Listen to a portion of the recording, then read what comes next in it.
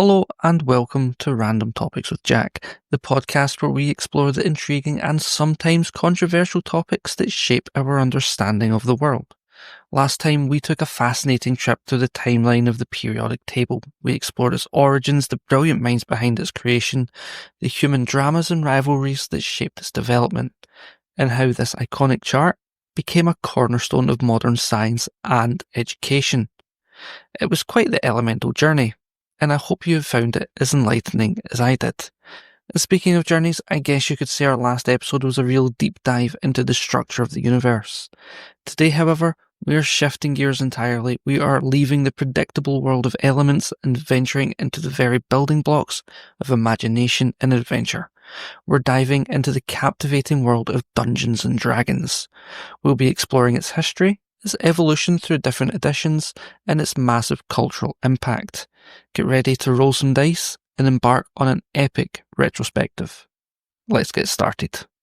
Alright everyone, buckle up because we're about to rewind the clock and explore the very origins of Dungeons and Dragons.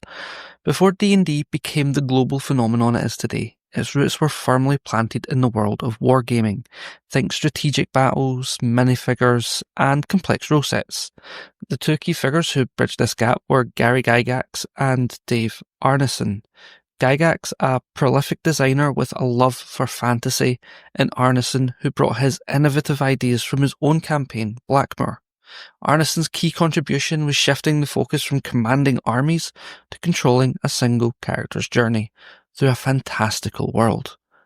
It was a revolutionary idea, and that idea culminated in the original Dungeons & Dragons release in 1974. This wasn't just a game, it was a whole new way to tell stories. They introduced groundbreaking concepts that are still core to D&D today. Character classes like fighters and magic users, the crucial mechanic of hit points to track a character's health, and of course the iconic dice rolls, those polyhedral dice that determine the fate of every action. It was a niche game at first, a hidden gem for those who craved adventure. But like any groundbreaking creation, D&D faced its share of challenges. In the late 70s and early 80s, it became a target of the infamous Satanic Panic. Misunderstood and sensationalized, the game was wrongly accused for promoting occultism. This controversy, though largely unfounded, created a stigma for a time, and it showed how powerful imagination could be, for better or worse. It was a period where players had to defend their hobby, and it's just the beginning of our D&D journey. Next, we'll explore how the game has evolved through its various editions. So we've seen how D&D started, a niche game born from wargaming. But like any great adventure, it didn't stay in one place. Dungeons & Dragons has continually evolved, adapting and changing over the decades. Let's chart that course through its various editions. So in the 80s, it was truly the golden age for D&D. And that is largely thanks to Advanced Dungeons & Dragons, or AD&D. This wasn't just a minor tweak, it was a significant overhaul. AD&D introduced more complex rules, deeper lore, and a more structured approach to character creation and world building. Think of it as upgrading from a simple map to a richly detailed atlas. This era saw D&D explode in popularity. It became a cultural touchstone, influencing countless fantasy novels, games, and imaginations. It was the game that really cemented D&D's place in the mainstream, despite the controversies we touched on earlier. And then came the year 2000, and with it, a seismic shift. 3rd edition, Dungeons & Dragons. The biggest game changer here was the introduction of the D20 system. This was brilliant because it unified many of the game's mechanics under a single familiar dice roll, the D20. Whether you were attacking, saving against a spell, or attempting a skill check, you were likely rolling a D20. This unification made the game much more accessible and streamlined. It led to an explosion of creativity with a massive number of supplements and campaign settings being released. It felt like the game had a new, robust engine.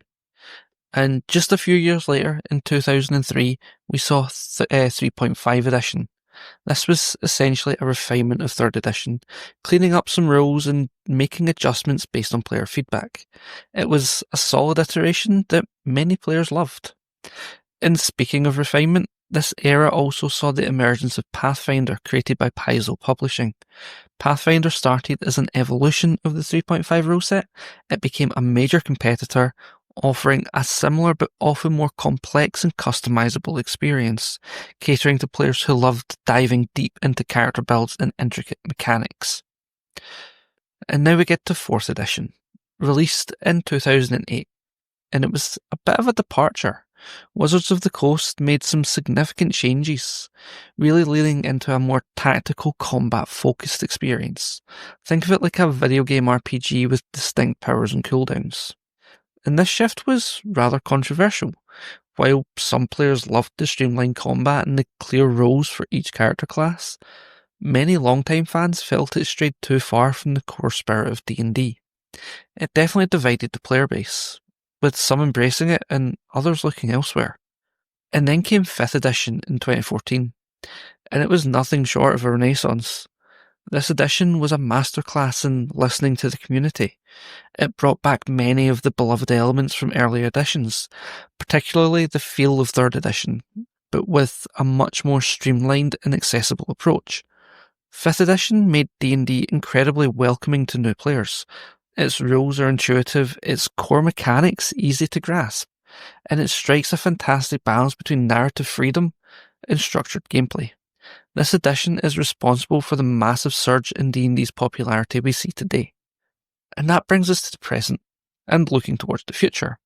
You might have heard the buzz or even tried 1D&D, and while Wizards of the Coast hasn't officially called it a 6th edition, the community often refers to it as 5.5e because it's positioned as a significant revision, but more of an update to the 5th edition rule set than a complete overhaul.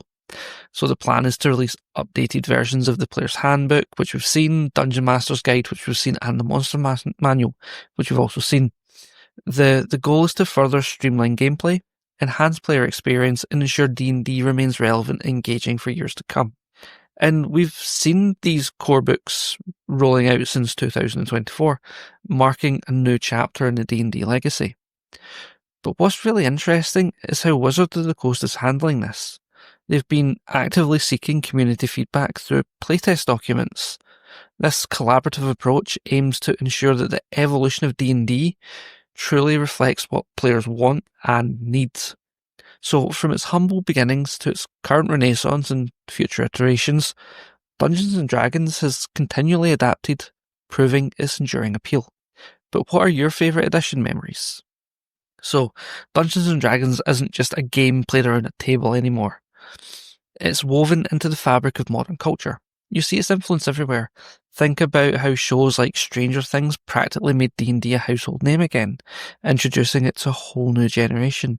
It's in books, movies, and countless other forms of media, often serving as shorthand for geek culture or a gateway into imaginative storytelling. And speaking of gateways, video games have been absolutely huge in bringing D&D to a broader audience. They take the core mechanics and rich lore of D&D and translate them into interactive digital experiences.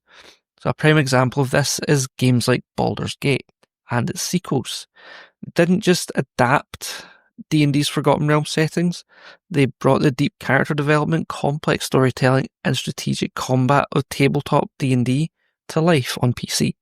They were critically acclaimed and set a benchmark for what computer role-playing games could be, introducing millions to the depth of D&D's world. And then you have MMOs like Neverwinter. These games allow players to dive into the D&D universe in real time, forming guilds, tackling dungeons together, and experiencing that sense of collaborative adventure that is so central to D&D. They keep the spirit alive and accessible for both seasoned players and newcomers. And it's not just about playing the games themselves. These digital platforms have fostered massive communities. Players connect online, share strategies, form friendships, mirroring the social aspect of traditional tabletop play. You see this amplified on platforms like Twitch and YouTube, where people stream their gameplay, making D&D content incredibly popular and visible. And this leads us perfectly to the rise of actual play shows like Critical Role and Dimension 20. Now, these aren't just people playing D&D. They're compelling narratives with incredible production value. They've drawn inspiration from the cinematic feel of video games and blending it with the improvisational magic of tabletop, attracting incredibly diverse audiences and showcasing D&D as a powerful storytelling medium. And finally, the influence of video games extends to tools that we use for tabletop D&D. Think about virtual tabletops like Roll20 or Foundry VTT, and online character builders like Beyond D&D. These digital innovations, partly inspired by the convenience and accessibility of video games, have made it easier than ever for people to find games, manage their characters, and play D&D regardless of geographical distance. It's truly made the game more accessible than ever before, and it's actually how my D&D group play most of our games. Actually, all of our games. But it is incredible how D&D has permeated so many aspects of our lives, isn't it? What aspect of its cultural impact resonates most with you?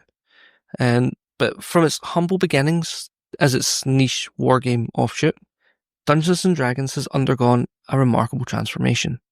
It's evolved through numerous editions, weathered controversies, and ultimately surged into the mainstream, becoming a beloved hobby for millions worldwide. It's a testament to the power of imagination, collaboration, and shared storytelling. But looking ahead, D&D shows no signs of slowing down, with the upcoming release of more updated core rulebooks through 1D&D, a continued focus on digital integration, and the growing influence of actual play streams. The game is poised to reach even greater heights. We might see more streamlined rules, deeper digital tools, and perhaps even more unexpected collaborations. The future looks bright, and I, for one, am excited to see where the dice fall next. But now I want to hear from you. What are your most cherished D&D memories? Do you have a legendary character, a hilarious mishap, or a particularly epic campaign you want to share? Or maybe you're the player who, like me, always seems to struggle with doors. Let me know. You can leave your stories in the comments below or reach out on social media at Random Topics Jack on most platforms. I love hearing your stories. And this episode was a special selection by one of our amazing Patreon community members. And if you want to get early access to episodes and help pick topics, consider supporting us for just £1 a month. But rest assured, this show will always remain free for everyone. But our next episode is diving into the fascinating world of the respiration cycle, also picked by a community member. But yeah, as always, I've been your host Jack. But until next time, keep questioning and exploring.